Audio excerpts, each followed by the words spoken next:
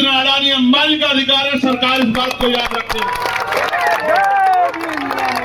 ये हमारी जमीन है, आपने जो तय किया बहुत अच्छी बात है, लेकिन मैं आपको ईमानदार से कहता हूं, अगर आप चाहते हो लड़ाई लड़ी जाए तो 1 लाख घर है यहाँ, एक घर से एक आदमी तैयार हो जाओ, सरकार की जमीन खींच लेंगे, अपनी एक की जमीन नहीं देंगे सरकार को। सरकार याद रखे, हम आजाद भारत में गुलाम हैं, हम गुलाम नहीं हैं। वो जानते हैं गरीब और कमजोर वर्ग के लोग रहते हैं, और उनकी असल लड़ाई क्या है। किसी भी देश को अगर कब्जा करना हो, किसी भी देश को गुलाम बनाना हो, तो उस देश की 2 चीजों पे कब्जा करना पड़ता है। पहला, उस देश का बिजनेस। याद करो, जब अंग्रेज यहाँ आए तलवार लेके नहीं आए, बंदूक लेके नहीं आए, ईस्ट इंडिया कंपनी के रूप में एक बिजनेस की कंपनी यहाँ लेके आए और धीरे धीरे पूरे देश पे कब्जा कर लिया। और एक समय ऐसा आया कि हम अंग्रेजों के गुलाम हो गए। ये जो आज सरकार में बैठे हैं, ये अंग्रेजों के पिट्ठू हैं, ये इजराइल से चलते हैं। मैं इनको बहुत अच्छी तरह जानता हूं कि इनका बाप कौन है। आप याद करो, अडानी अंबानी नहीं है, वो दोबारा से ईस्ट इंडिया कंपनी लेके आए अडानी के रूप में। अडानी के रूप में देश का सारा व्यापार वो अडानी को सौंप देंगे। एक दिन ऐसा आएगा, ये लड़ाई है। आपके पास जो दुकानें खड़ी हैं, आप पे जो रोजगार है, चाहे चमड़े का हो, चाहे जरी का हो, चाहे किसी और चीज का हो, वो आपसे आपका रोजगार छीनना चाहते हैं, किसानों से उनकी जमीन छीनना चाहते हैं, नौजवानों से उनकी नौकरी छीनना चाहते हैं, वो आपसे आगे बढ़ने का हक छीनना चाहते हैं। क्योंकि अगर आप अपने पैरों पे खड़े रहे तो उनकी गुलामी स्वीकार नहीं करोगे। अडानी अंबानी नहीं है, याद करो, ये अडानी नहीं है, ये इस देश की गुलामी की पहली तस्वीर है। एक दिन ऐसा आएगा, आपकी सारी दुकानें, क्योंकि जीएसटी लग गई है, आपकी सारी दुकानें बंद हो जाएगी और आपकी दुकानों की जगह बड़े बड़े शॉपिंग मॉल बनेंगे। सुई से लेके और गाड़ी तक उस शॉपिंग मॉल में बिकेगी। और जिस दिन वो शॉपिंग मॉल एक दिन के लिए बंद होगा, आप रोटी रोटी को तरस जाओगे, आपको पीने के लिए पानी नहीं मिलेगा, बच्चों के लिए दूध नहीं मिलेगा। ये एक षड्यंत्र है। दूसरा तरीका ये है देश को कब्जा करने का कि उस देश की सेना पे कब्जा कर लो। इन्होंने अग्निवीर योजना लाके देश की सेना के हौसले कमजोर किए, और इन्होंने अग्निवीर योजना लाके जो समर्पण था राष्ट्रभक्ति का नौजवानों में, उसको कमजोर किया। ये चाहते हैं कि सेना में इनकी विचारधारा के लोग रहें, जो ये सेना के जरिए और बिजनेस पे कब्जा करके इस देश के करोड़ों शोषितों, वंचितों, कमजोरों को, मजलूमों को गुलामों जैसा जीवन जीने के लिए मजबूर करें। मगर ये भूल गए कि जब फिरौन पैदा होते हैं तो हजरत मूसा भी पैदा होते हैं। ये बाबा साहब अम्बेडकर का देश है, इनको नहीं पता। ये फूले साहू का देश है, ये महाराज शिवाजी का देश है, इनको नहीं पता है। हम अपने मरते मिट जाएंगे, अपने खून के एक बूंद चुका देंगे, अपनी जमीन का एक ही हिस्सा अडानी को, सरकार को दे देंगे।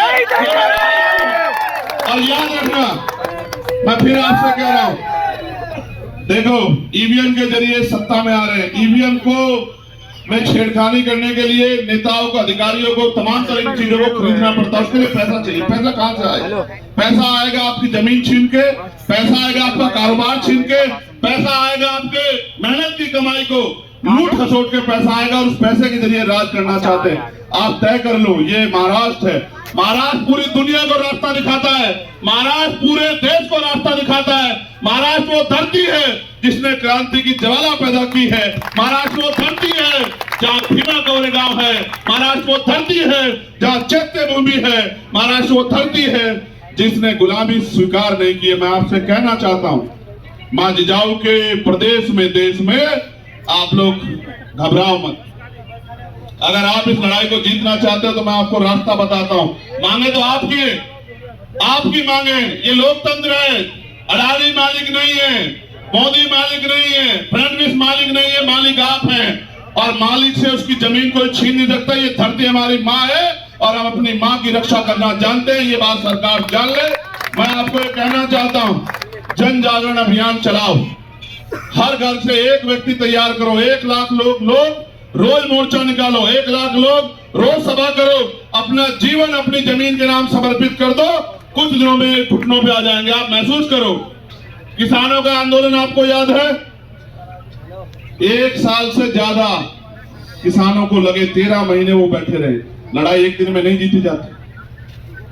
लड़ाई जीतने में बहुत समय लगता है। हिम्मत दिखाओ, ताकत पैदा करो, संगठन बनाओ, एकजुट हो जाओ, भाईचारा पैदा करो, और जो दीवारें जाति धर्म के नाम के नफरत की इन्होंने खड़ी की है उनको गिरा दो।